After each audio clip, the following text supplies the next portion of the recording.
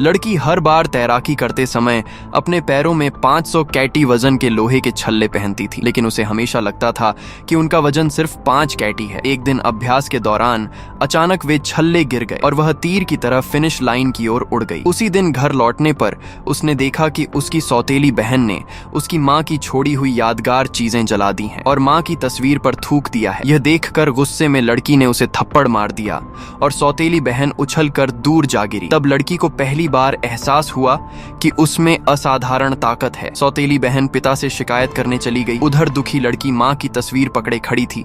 तभी उसका पैर एक लोहे की गेंद से टकराया और गुस्से में उसने इतनी जोर से लात मारी कि वह गेंद दीवार में धंस गई। थोड़ी देर बाद सौतेली बहन के बुलाए लोग लड़की को पकड़ कर ले गए और उसके जाने के बाद कबीले के मुखिया ने दीवार में ढंसी उस गेंद को देखा तो चौंक गया, क्योंकि उस गेंद का वजन 8000 कैटी था और पिछले 50 सालों में कोई भी उसे हिला तक नहीं पाया था। उन्हें लगा कि इतनी मजबूत टांगों वाला व्यक्ति कबीले को तैराकी में शीर्ष पर पहुंचा सकता है, लेकिन उन्हें नहीं पता था कि वही व्यक्ति वह लड़की है जिसे सब तुच्छ समझते थे। लड़की को कबीले के सामने लाया गया। सौतेली बहन ने उस पर मारपीट और अपनी प्रतियोगिता बर्बाद करने का आरोप लगाया। यह सुनकर सौतेली माँ ने उसे कबीले से निकालने की मांग की। लड़की ने पिता से उम्मीद की, लेकिन पिता ने सिर्फ प्रतिष्ठा देखी और सौतेली माँ ने शर्त रखी कि घर में रहने के लिए लड़की को अपनी ही टांगें तोड़नी होंगी। निराश होकर लड़की लकड़ी की छड़ी उठाने ही वाली थी कि उसकी चाची ने आकर उसे रोक लिया और बताया कि लड़की ने राष्ट्रीय स्तर की तैराकी प्रतियोगिता के लिए नाम लिखवाया है और उसे चोट लगी तो कबीले की बदनामी होगी। प्रतियोगिता के दिन पहले राउंड में सहन शक्ति की परीक्षा हुई, जिसमें सबसे ज्यादा देर टिकने वाला जीतता है। इस राउंड में सौतेली बहन पहले स्थान पर आई और सबने उसे विजेता मान लिया, जबकि लड़की सिर्फ 30 सेकंड टिक पाई और सब उसका मजाक उड़ाने लगे। दूसरे राउंड में सौतेली बहन ने जानबूझकर देर से शुरुआत की और लड़की के पास पहुंचकर उसे पानी में धकेलने की कोशिश की, लेकिन लड़की इतनी ताकतवर निकली कि सौतेली बहन उछलकर किनारे जा गिरी और उसी पल लड़की के पैरों से लोहे के छल्ले गिर गए। वह हवा में तीर की तरह उड़ती हुई